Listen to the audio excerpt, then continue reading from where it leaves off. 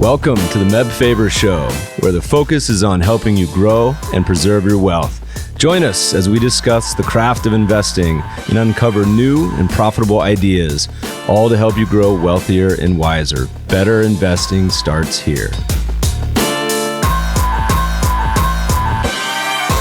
Faber is the co-founder and chief investment officer at Cambria Investment Management. Due to industry regulations, he will not discuss any of Cambria's funds on this podcast. All opinions expressed by podcast participants are solely their own opinions and do not reflect the opinion of Cambria Investment Management or its affiliates. For more information, visit CambriaInvestments.com.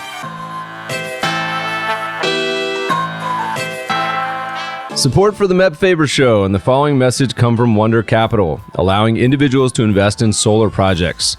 Earn up to 8.5% annually while diversifying your portfolio and combating global climate change. Create an account for free at wondercapital.com/MEB. Do well and do good.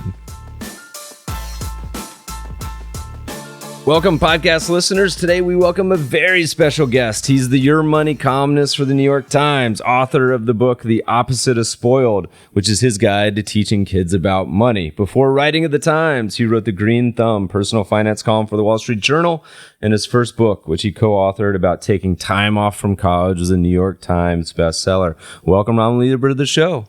It's great to be here. Thanks for having me. I want to give you a little bit of a compliment. My wife, we actually just had a child, but for the last couple years, she has dog-eared your book and said, Meb, you have got to get Ron on the podcast. So we're stoked to have you here today. A lot we want to talk about. So let's dive right in. Wait. I got something I want to ask you. So she was one of those special students who actually read the book before she had a kid? Oh, yeah. Well, so you got to remember, I'm an investing guy. I'm a finance guy. I bring all these books home. 99% she has zero interest in quantitative investing books. She saw this one and it was like, oh man, this was actually really good. So, and then there was one other kind of in this kind of the philosophy of money and happiness genre was another book called Happy Money that we had on the podcast a few months ago. So these two were hers. So kudos to you. But yeah, she loved it. Excellent. When I go out and speak, my favorite people to see are either the people with bulging bellies or the people who actually show up with tiny newborn infants in arms. Nothing warms my heart more than people who are getting started early. Well, I have one question from her we'll ask later, but otherwise we'll jump right in. So this book it's mainly written to parents about how to discuss money with their children, given all the set of challenges we face in the modern age. Why don't we start with what was the motivation for writing this book? Was it the birth of your first daughter, or was something going on in the world, journalism? What brought you to put pen to paper here? Sure. I think there are at least three things, right? There was something that happened in the moment when my daughter asked me, sort of a complicated question about money at a younger age than I expected. There was something that was happening at my job where I was writing about things that were disturbing to me. But then there was also, sort of a 20-year stretch of time going back to, my middle teen years that I think had an impact on me too. So, let me march through all of those. The acute question that came up was from my daughter, who was 3 at the time, who piped up one day from her car seat, just literally out of nowhere, apropos of absolutely nothing. She says, Daddy, why don't we have a summer house? Right. So, we had not been talking about buying a summer house. We weren't even sure how that phrase had entered her vocabulary exactly. But it was obvious to me in that moment that she was super confused, but also had a lot figured out, right? She knew that there were people who had more stuff than we did. Maybe that meant that they had more money than we did. She knew that there were people who were making different choices than we were. And she wanted to figure out why that was. values, right? And I didn't have a great answer for her. There I am, like plain Dr. Money in the newspaper in front of hundreds of thousands of readers each weekend. And I was just stumped by this 3-year-old, right? So that wasn't very good. So, take that and pair it with what I'd been doing sporadically in the newspaper for years, which was writing a lot about people who had made bad choices about how much money to borrow to go to college. And I was sort of dumbfounded at how we had arrived at a point in the United States where we present these tuition bills to teenagers who often have very little experience, in money. And we ask them to make a decision at 17 or 18 or 19 about how much they're going to borrow, right? With any luck, maybe some of them have made purchase decisions about, phones or bicycles for a couple $100s before, but not a 5 or a 6-figure decision that involves, tens of $1,000s of debt. So, no wonder we ended up in a bad situation with student loan debt in the country. What did we expect was going to happen? And then I thought about the situation that I had been in as a teenager. And, my parents' finances took a turn for the worse. I ended up going on scholarship in, middle school and high school at the private school that I attended. And my mom sort of gave me a front row seat for the financial aid application process. And, I learned a lot from that experience and, was lucky enough to have made, reasonable choices, albeit at a time 25 years ago when the numbers were not so large. So I took all that together and I thought, wait a second, we're not having the right kinds of conversations with our kids about this stuff. And I thought about it some more and, realized that, financial literacy was sort of a boring term that turned people off. And what I realized, like more than anything, was that the way to get people talking about this stuff was to remind them that every single conversation about money, whether it's with your spouse, if you have one, or your friends, or your kids as you're teaching them, every single one of those conversations is also a conversation about values, right? Saving is about modesty, saving is about, patience and perseverance, and the spending decisions that you make, those are about modesty and prudence and thrift, right? Your giving decisions, those are about generosity and gratitude, and kind of hanging over all of that is a deep curiosity, at least among children and teenagers, about who they are, how they got to be where they got to be. They're searching for a sense of perspective about where their family stands, right? All of those conversations are values conversations in addition to money conversations, and every parent wants their kid to have good values. So that was kind of how it rolled its way out. So, we've actually talked a lot about on the podcast about how it's a shame that, they don't teach in the curriculum, at least most of schools, personal finance in high school as a required class, and then, as college as well. So you kind of have to rely, like you said, on parents and friends. And so a lot of parents really are reluctant to talk to their children about money, and find it really challenging. Why is that? And kind of how do you recommend parents start that conversation, despite the difficulties? Yeah. So, about the classroom learning, I have kind of extremely mixed feelings about that, and much depends on kind of where you're coming from. The research itself is mixed on whether the financial literacy curriculums in the schools are effective. I tend to think that stuff is going to work best when you're teaching kids things that they can immediately put to work in their own lives. So the thing that I find baffling about those curricula is that it's very rare that anybody teaches a personal finance class in high school where the kids spend the entire semester studying the financial aid and college financing system. Now that would be useful. Nobody does that, right? And it really can take an entire semester to figure it out because it is so complex, right? And then, because I think that all of these money conversations are also conversations about values, I personally don't want to outsource those to, some middle school or high school teacher. I want to be doing the values education for my kid. But I'm also, aware of the fact that many, if maybe most families just don't have these conversations or can't. So I'm also grateful that some schools at least are giving it a shot, which segs right into your question, right? So why doesn't this happen in the first place? Well, for all sorts of reasons, right? A lot of it comes back to shame, though. Parents are ashamed that they don't know the answers to their kids' questions, that maybe they don't have, a kind of a basic sense of financial literacy themselves, or maybe they're ashamed that when their kids start asking them probing questions, the kids are going to find out pretty quickly that the parents actually, or the parent, if it's a single parent household, they don't have a firm grip on their own finances. Most Americans don't, right? Maybe you're spending recklessly, even if you make a lot of money, or maybe you're in a lot of debt and you don't want to talk about it because it makes you worried and you're afraid that your kids will get worried. Maybe there's shame about how you earn your money, right? Maybe you're in an industry that people tend to criticize, or maybe you're ashamed because you don't earn as much as the majority of the people or the families that you or your kids hang out with, and you don't want to have to answer questions about that. There's a lot of that that goes on, and I think there's more shame than there is a sort of like old-fashioned feeling that money conversations are inappropriate or impolite. I mean, there's some of that left in some parts of America, but I think most of us have woken up to the fact that money is an incredibly powerful force in the world, whether we like it or not. And part of our job as parents is to make sure that our kids are ready to make big, important financial decisions. Without anyone really paying much attention, in the last 20 or 25 years, we've plopped one of the biggest and most impactful financial decisions that anyone will ever make, where to go to college and how much to pay for it. We've plopped that into the teenage years, which is insane, right?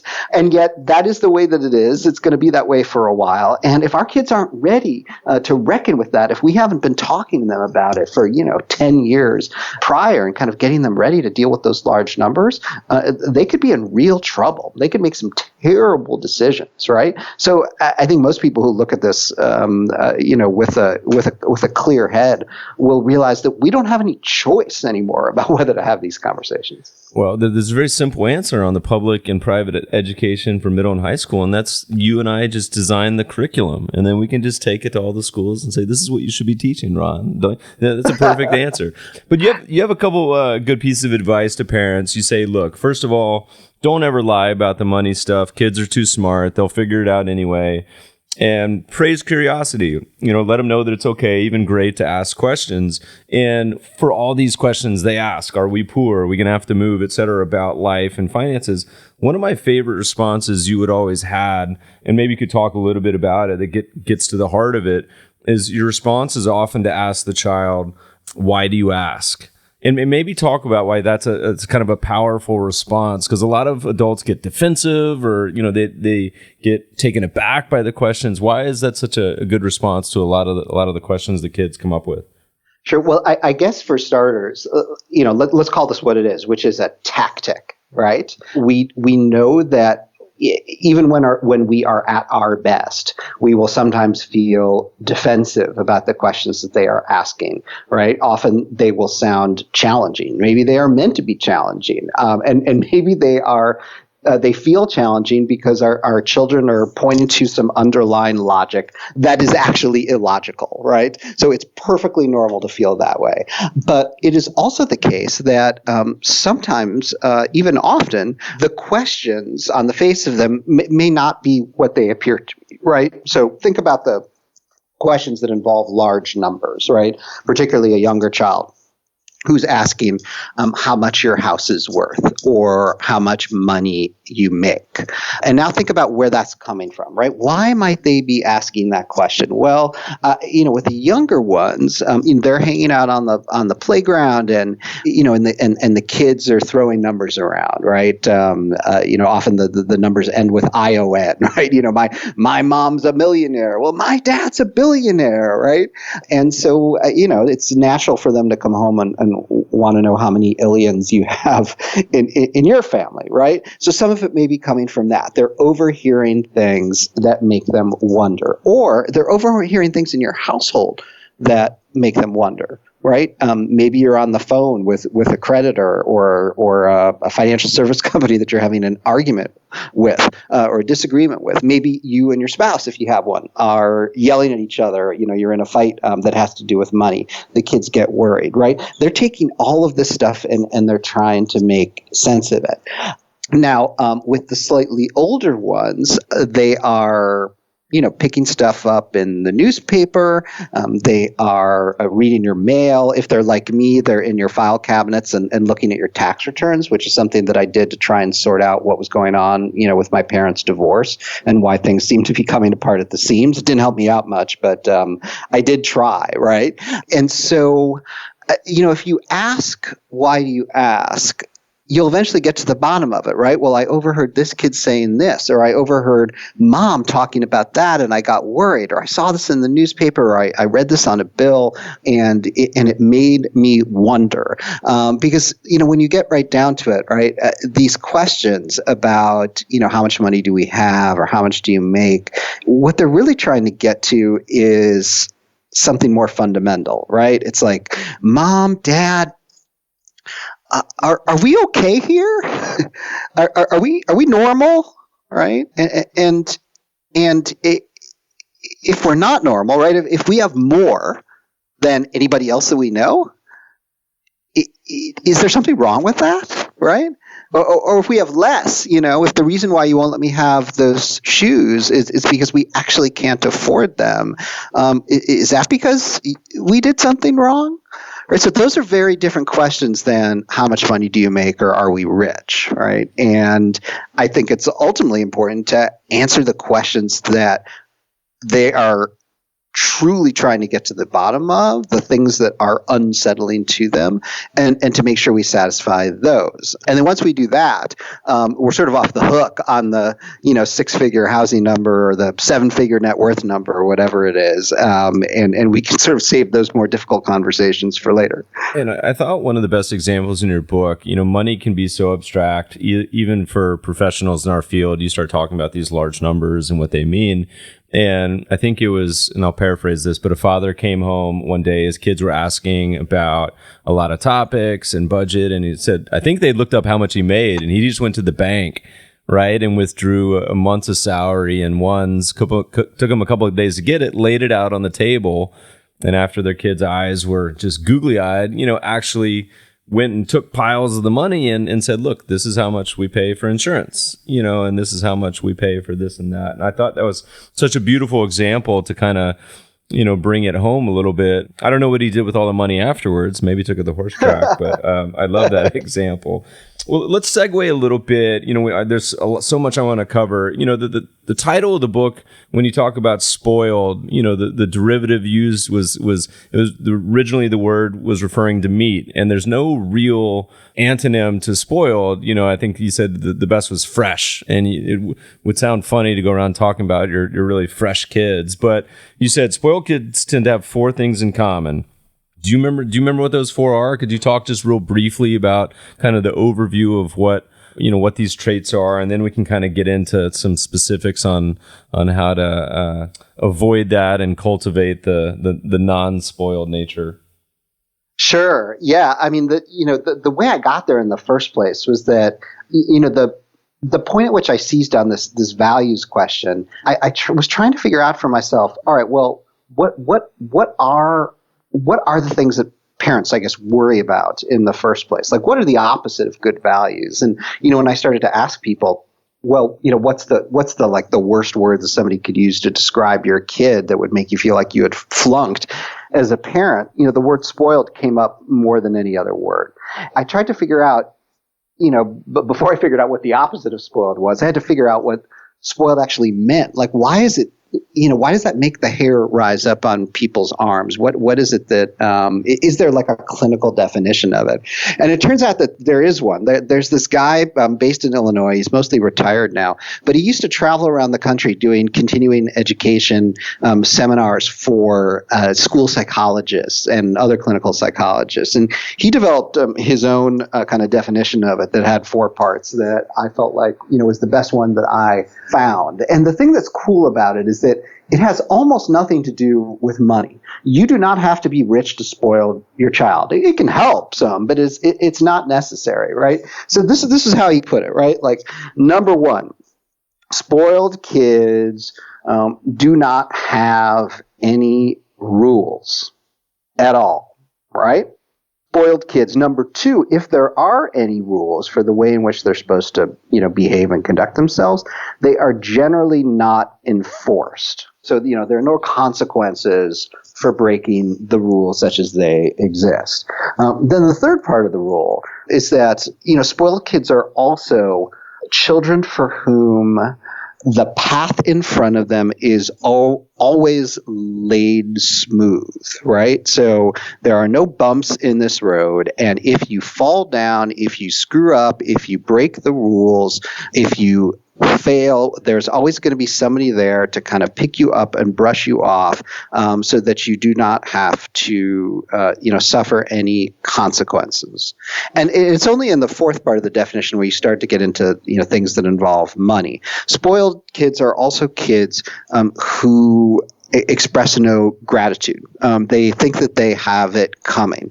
They have, an above average amount of material possessions, and they get to do an above average amount of things. And in both those instances, they just expect that that is the way that it is. They don't have any context or perspective on how lucky they are to get to have and do what they do get to have and do.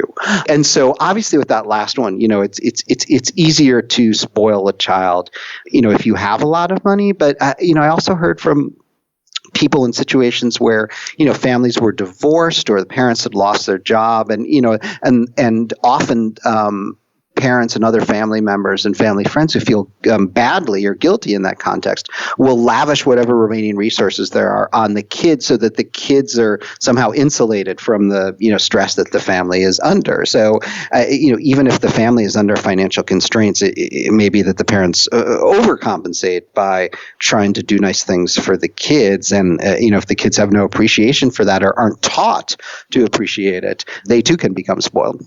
A really interesting takeaway on that, by the way, listeners, again, is that the majority and a lot of these don't relate necessarily directly to money. So a lot of these can be cultivated regardless of whether you're a super wealthy family or not. And one of the ones you talked about, which is kind of a good segue in the book, is also a lot of spoiled kids tend to have few chores and kind of responsibilities there. And so there's kind of a tangential topic, which is both chores and allowances. And I thought it'd be fun to chat about that real quick, because you give some good guidance on allowance. But what's your overall take? When do you start it? Do you do it? How much? All that good stuff. Yeah, so it's absolutely the case that one of the primary rules in a household and a family that doesn't want to raise spoiled children is that the kids have responsibilities for the maintenance and functioning of the household. And what we're talking about here are not just like self-care. I'm going to pay you $10 a month in exchange. You're going to make your bed and brush your teeth and get your homework done. No, the chores should have something or everything even to do with things that the entire family needs, right? So that's, kitchen work of all kinds. It's cleaning. It's any number of things that, impact the functioning of the household. So the question that often comes up first is the question of whether kids should be compensated for doing their chores. And I actually think that the answer to that one is a clear no. It's not how the majority of households function. Most of the survey work that's been done on this suggests that, roughly 3/4 of families that pay an allowance do so in exchange for doing the chores.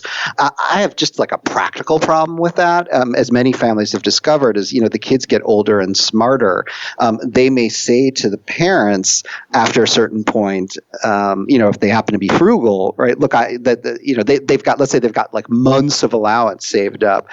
They may decide that, they don't want to do the chores anymore, or they don't want to do them for a while, and they don't need to because they have all the money that they need for a while, right? And at which point you're kind of in a negotiating pickle as a parent, because I don't think anybody's intent is that the chores will not get done some weeks as opposed to others.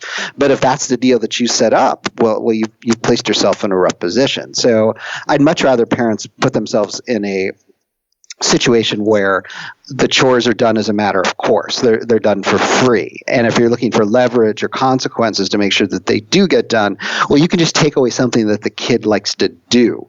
as opposed to something that the kid likes to have, right? And that'll be your leverage, right? It's like if the wireless password changes, 1 minute after the chore deadline, you can be sure that the chores are going to get done, right? So, which then raises another question, right? Well, like, what's the point of allowance then? Like, you're just like handing this money out. And I guess the way I'd encourage parents to think about it is to think of allowance as a teaching tool, a tool for learning, right? The same way that you would books.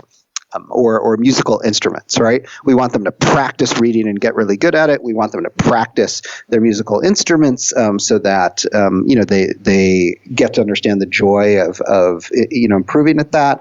And in the same way, we want them to get good at money. Right? We want them to learn to spend it in a way that brings them the most happiness. We want them to learn to save it for things that are important to them, that take a while to save up for, and to feel that sense of satisfaction and accomplishment when they've worked for something and waited. And we want them to give the money to people who need it more than they do, and to support causes that move them, right? And that takes practice to get good at that.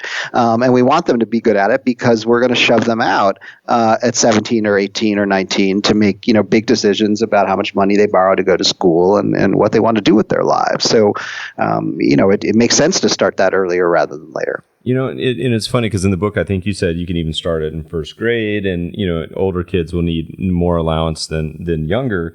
And you recommend, like you just briefly mentioned, dividing the allowance into 3 parts: spending, giving, saving.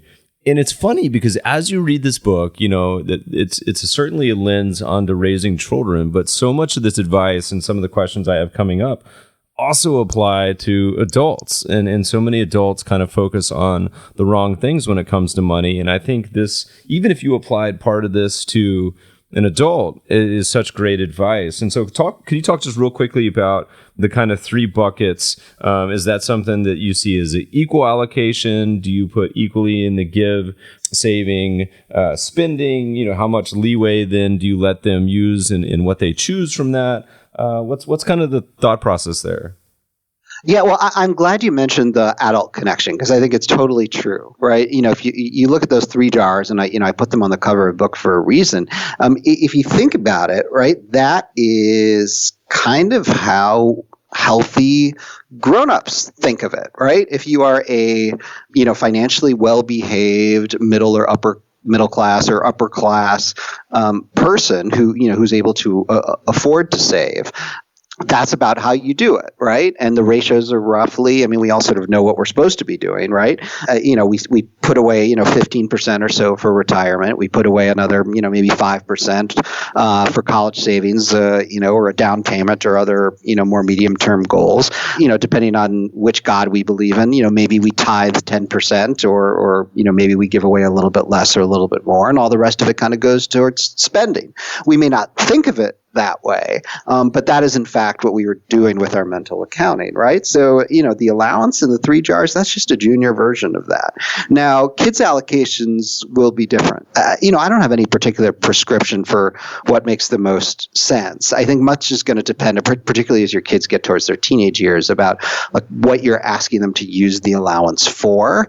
And, if they're going to be responsible for their own mobile phone bills and for their own gasoline for cars, and you're going to pay for that, but you want them to learn to budget it, well, maybe that becomes part of their allowance and that goes into the jars, and maybe more money will go towards spending than for saving, right? Or maybe yours is a family that's already taken the giving pledge and you're going to give away 99% of your money before you die, in which case you want allowance to be an exercise in generosity, in which case maybe 75% of the money goes towards giving, and you want your kids to get started thinking about that early on.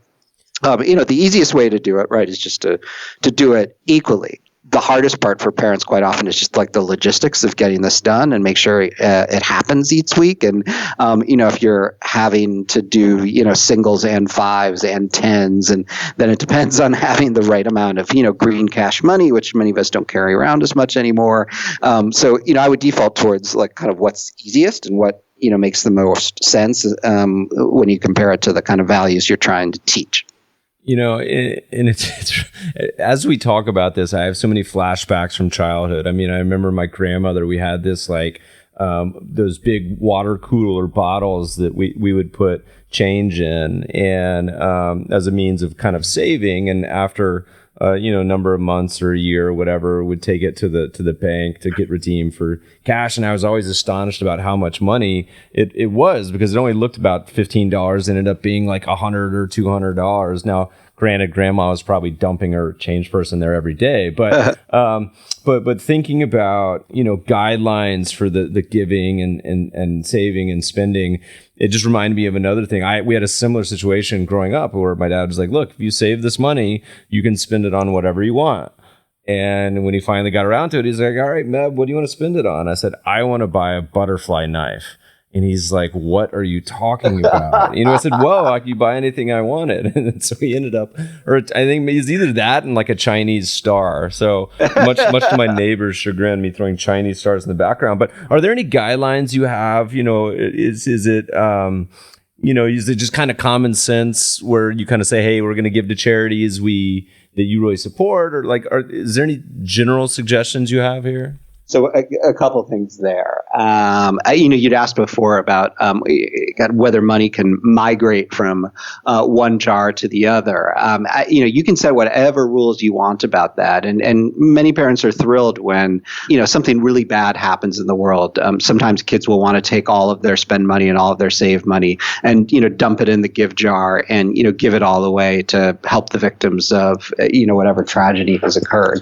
I don't think anyone would want to get in the way of their kids doing something like that. And if your kid is not a big spender, and wants to transfer some of their spend money to the save jar because they're insistent upon getting the latest iPhone, by all means allow them to do that if they want to deny themselves more everyday expenses. But then that gets to the question that occurred to you when your dad seemed to change the rules, which is that every family, whether they realize it or not, has a banned item list. Right? Your dad didn't realize it until he began to understand just exactly what it was that you had your eye on. And now I try to stay out of the business of what ought to be on the banned item list, but I mean we've definitely been tested over the years.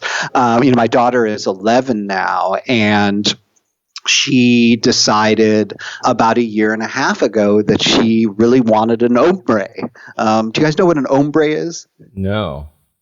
Yeah, I didn't know what it was either. I think I'm saying it right. It's basically, you may see, there's a lot of like teenage girls walking around right now with like half of their hair their normal color and then like the bottom half some completely whacked out color. Well, she wanted half of her hair. It was actually a little bit less than half. She wanted it to be purple. And so, my wife and I had to talk about this, right? We definitely were not going to pay for it. And we have a lot of conversations around allowance that has to do with like, okay, the difference between a want and a need, right? And, we supply her with the things that she needs and allowance her for the things that she wants. Although, during the holidays and at her birthday, we'll buy her presents too, right? But as a general rule, we want her paying for her wants out of allowance. And so we're perfectly fine with, paying for haircuts, even good haircuts. But this is something different, right? Definitely a want. But then we had to decide, well, all right, body modification, right? Like where does that fit in on the banned item list? And while we would never allow her to get a tattoo, right? Permanent body modification. And we've been debating for years, her request for the second ear piercing. And I guess you could argue that that's not permanent because those holes can close up over time. This was temporary. And we ultimately decided that if she was really willing to pay for it, that was not going to go on the banned item list. But we made it clear to her that, we didn't want her sort of screwing her hair up with some kind of, Kool-Aid dye job, right? So she was going to need to get it done at the place where she normally gets her hair cut. And because we live in New York City and stuff is expensive, that was going to cost $160. But she was determined to do it, and she did. And it looked really cool. And, she was super proud of herself. So, but these things can be a close call, right? And as it is with mobile phones, right? Many parents get into this way earlier sooner than they expect to. The 5, the 6, the 7-year-olds, they want iPhones. And, you hold out for a while, but eventually your kid probably needs some sort of mobile device, if only to keep in touch with all their other friends who have them. Now, just as a footnote here, the Gates family, as in Bill and Melinda, they did not allow their kids to have mobile phones until they were 14. So, years after most of their friends had them.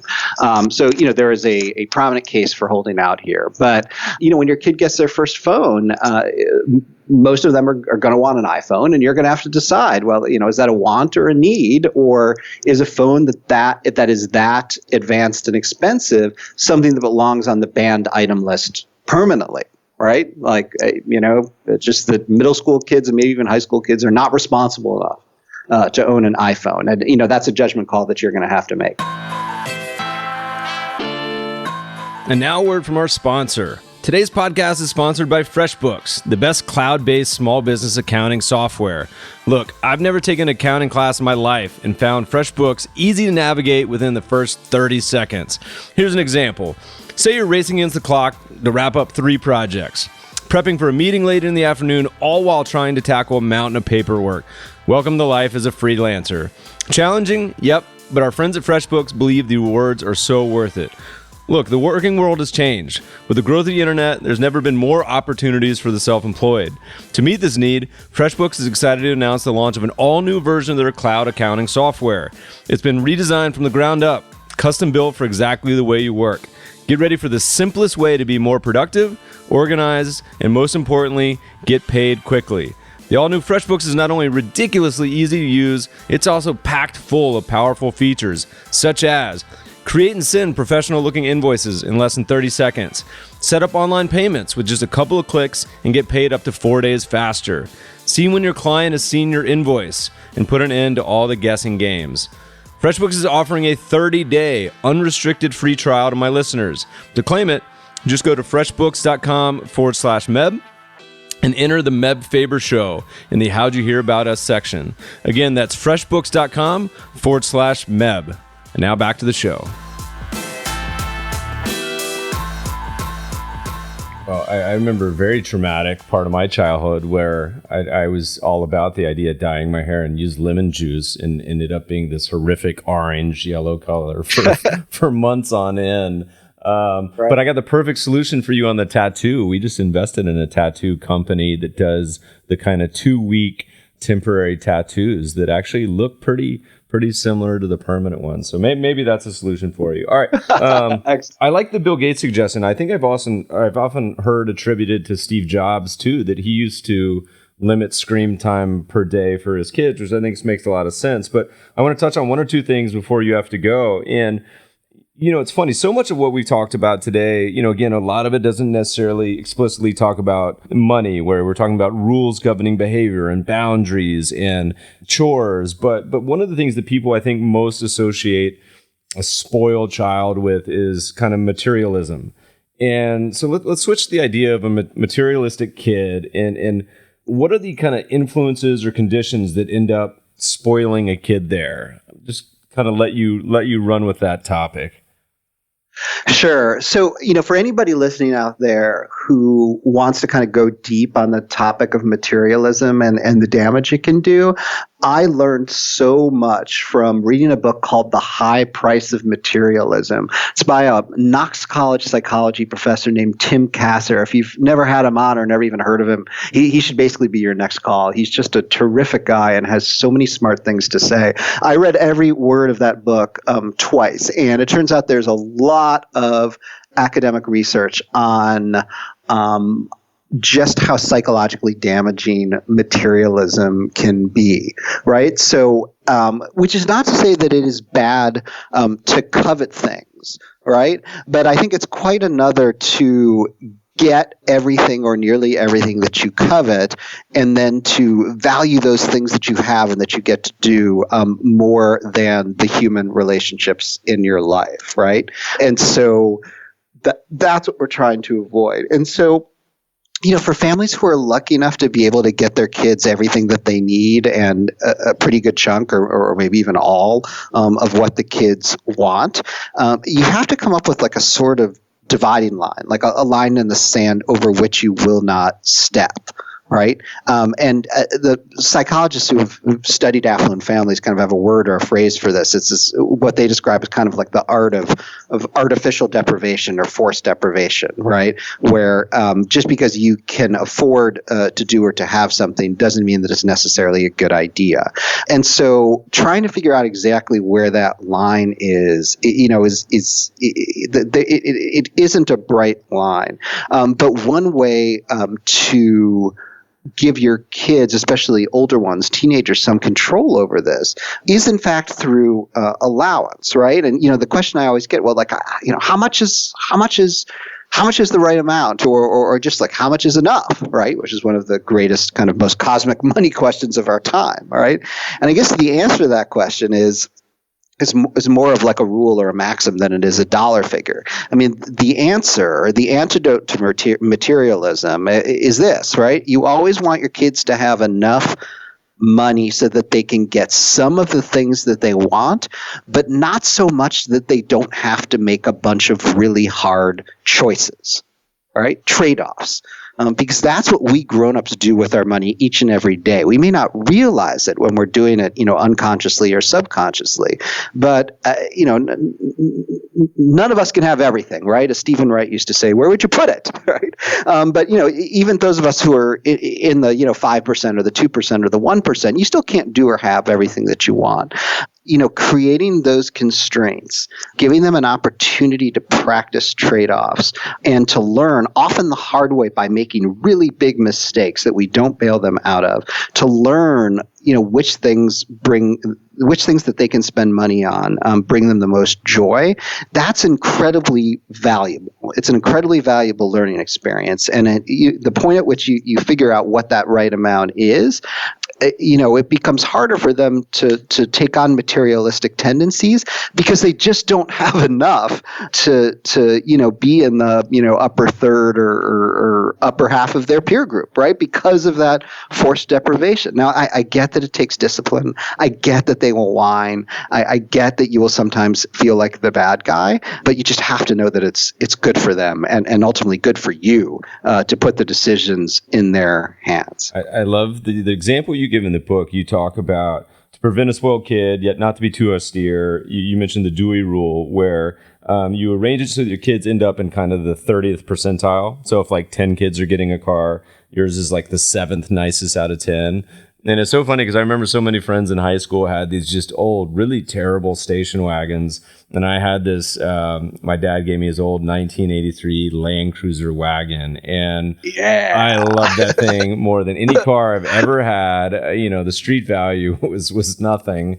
I think I ended up donated it eventually when the engine went kaput. But I also spent a lot of nights on the side of the road learning about mechanics because it broke down all the time. But love that car more than anything in the world. And I think that's a great example.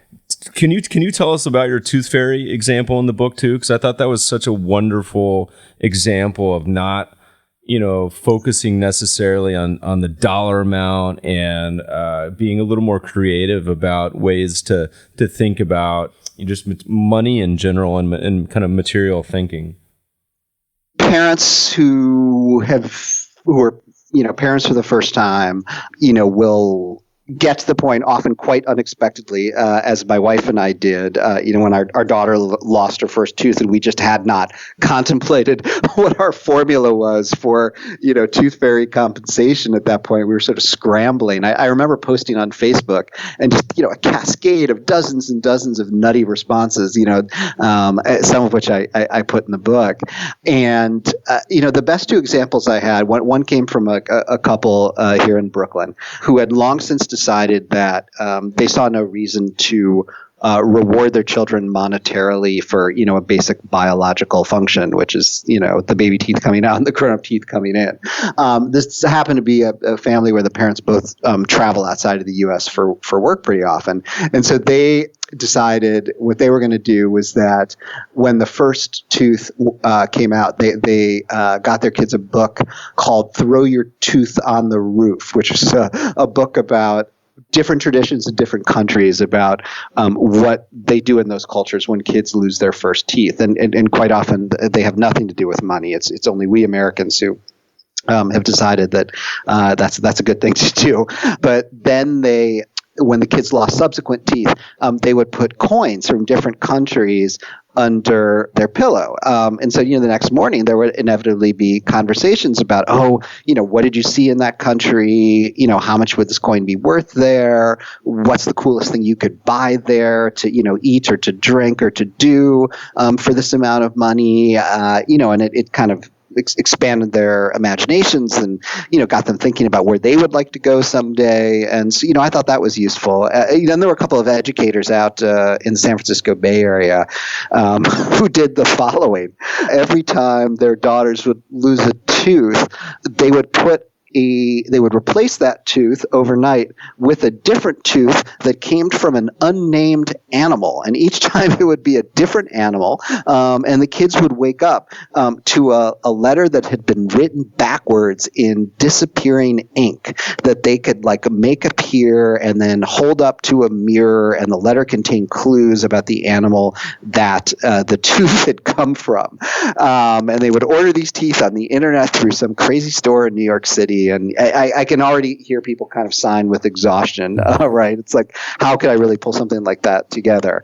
So you don't have to do something that elaborate, but really the moral of that story is that, there's almost always a creative solution that will make your kid feel special. We're dealing with that right now. Actually, our daughter's going to be bat mitzvahed in a year. Trying to throw a party for 200 people in New York City is crazy expensive. It's not at all clear how we're going to pay for it all. But, our daughter's already kind of clued into the fact that this is going to, probably cost a fair bit of money, that it's not going to be easy to pull off. And she, herself has already sort of got her head down thinking about creative solutions, right? Instead of, buying dessert, she wants to do, what's essentially a sort of a potluck, right? Where all of her closest friends and family members bake their favorite cookies and brownies, right? And, a spread of 3,000 or 4,000 cookies and brownies is going to be so much more awesome than, some random cake that a caterer would make, and it would also be free, right? So, we feel like we've already got her thinking in that way. And so, there are solutions like that for birthday parties. There are solutions like that for vacations. There are all sorts of solutions like that, and kids can help come up with them. I went to a bar mitzvah here in Los Angeles about a year or two ago. That's probably the best party I've been to in, many years, that versus some of the top clubs and around the world. I am never seen anything quite like it. And anyway, yeah, it's kind of bananas. You actually bring up a good point a little bit, talking about, materialism and things, versus what you call in the book the fun ratio, where, so many people think about materialistic objects, cars, houses, jewelry, whatever it may be, things they want. But in reality, it's often the experiences that make us much happier and long-lasting memories and looking forward to it and all those sort of things. Tell us a little bit about the fun ratio and how that's a good gauge to think about, kids and thinking about things to spend money on. Sure. This came from a family in Ohio, and the mother had come up with it both as a sort of math exercise, but also as a way to get kids thinking about how they wanted to use their save money and their spend money. And she just asked them to think about, what are the hours of fun that you are going to get out of, this thing that you want to buy? It's one thing if it's dozens or hundreds of hours of fun, per dollar spent, which is, often the case with a deck of cards. But, for some, random toy or, it's you think about the things that show up on the radar, there are different ones each year, but just, think about the hoverboards of yesteryear of 17 months ago or whenever that was, right? I think a lot of the kids use those for hours, but not dozens of hours. And then they broke, or then they hurt themselves, or then they burst into flame, or all the warnings came out about the flammability of the batteries. And I think the hours of fun per dollar spent on those, I think the fun ratio on that was really poor. And so, it can be hard to kind of compare that to the hours of fun that you get by spending money on an experience, right? Because the memories of those are often long lasting in different ways. But I think it's important to, encourage kids to, think about these things as an investment in good times and good memories, and not just being about what will happen to you in the moment. We gave one of my friends in North Carolina, a child, for his birthday, a wet banana or slip and slide, which is like one of the oldest school gifts. It only costs about $10, but he said it had been their favorite gift of the summer in humid, hot North Carolina. So, but that's a good example of remembering back to childhood. I have a question that you didn't really talk about. Well, you talked briefly about in the book, but I kind of am curious about.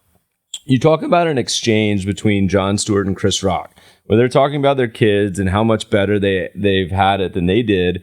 And at one point, Chris Rock's like, I don't even recognize these children. He's like, I want to send my children to Camp Kick-Ass in Harlem and get to see, to let them experience hardship. And it actually reminds me of, there's this great speech that Judge Supreme Court Roberts did at a graduation ceremony. I mean, it was actually a 9th grade graduation ceremony, which is also a little crazy.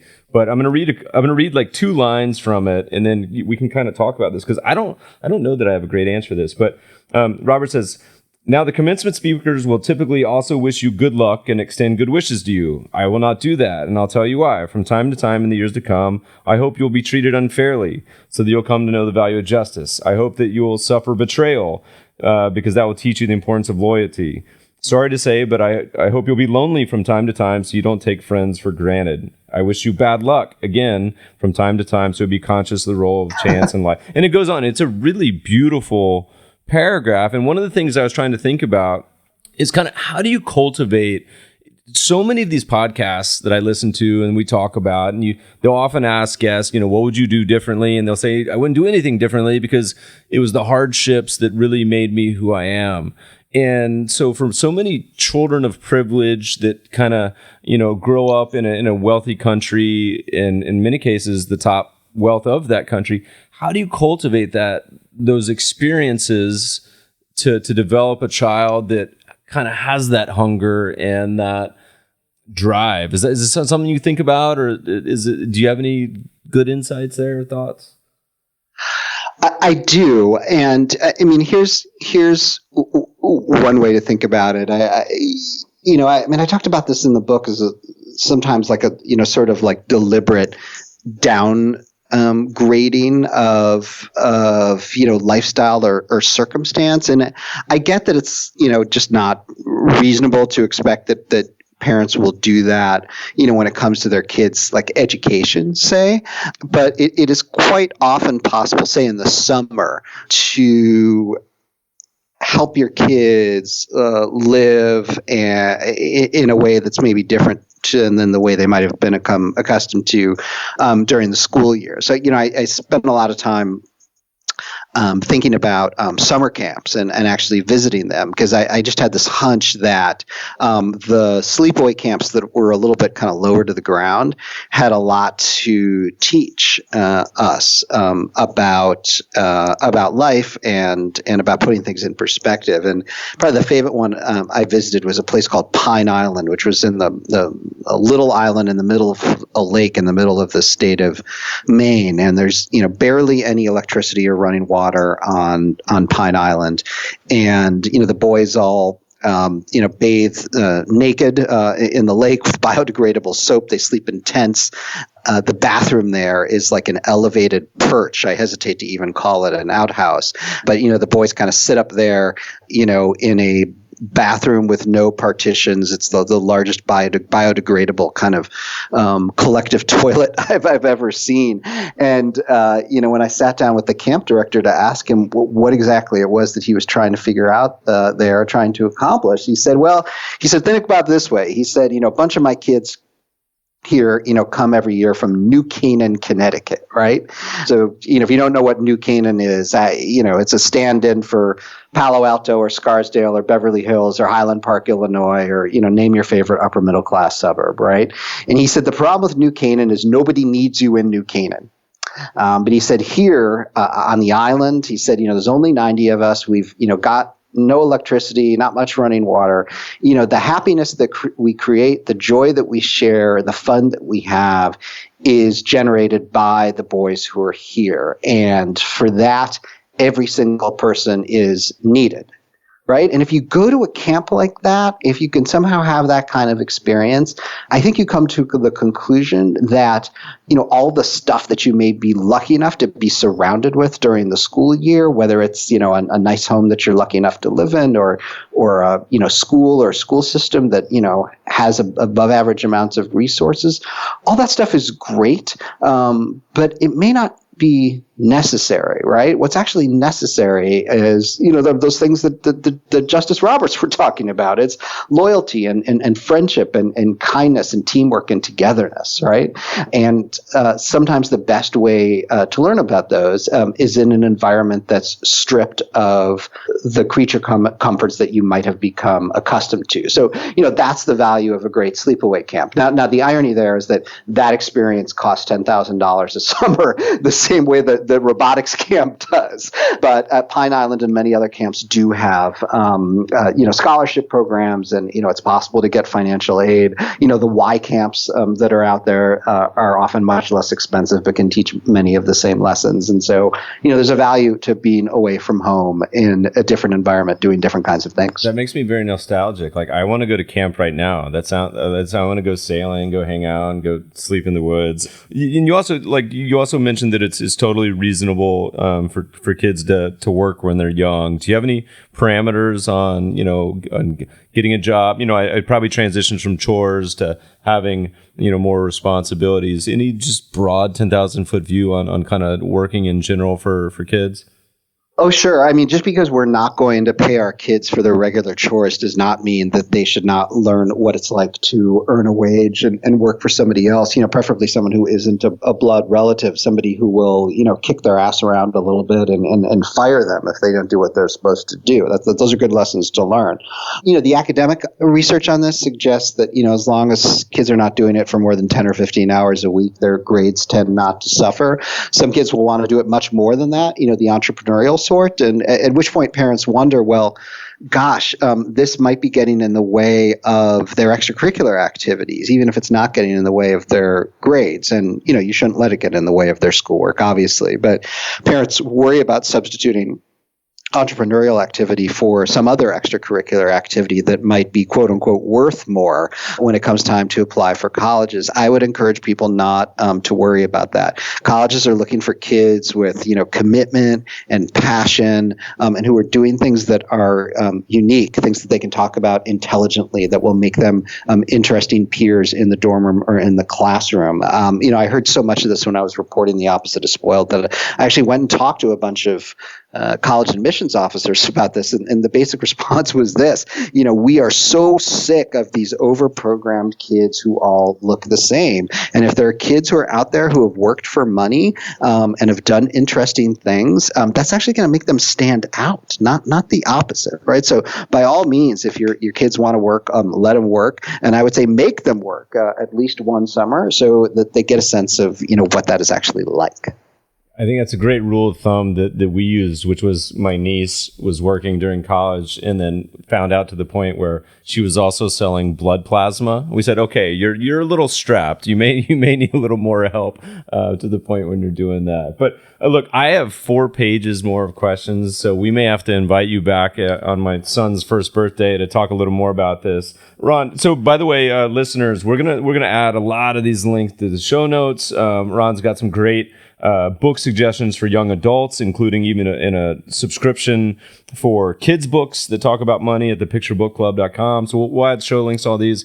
Ron, if people want to find, in addition to your fantastic book, The Opposite of Spoiled, where can people follow you, your writings, your tweets, and keep up with all you're up to? Sure. I'm on Twitter at Ron Lieber. And for people who want to follow along on, the kids and money and parenting and values conversation, the best place to do that is on my Facebook page. It's facebook.com/Ron Lieber author.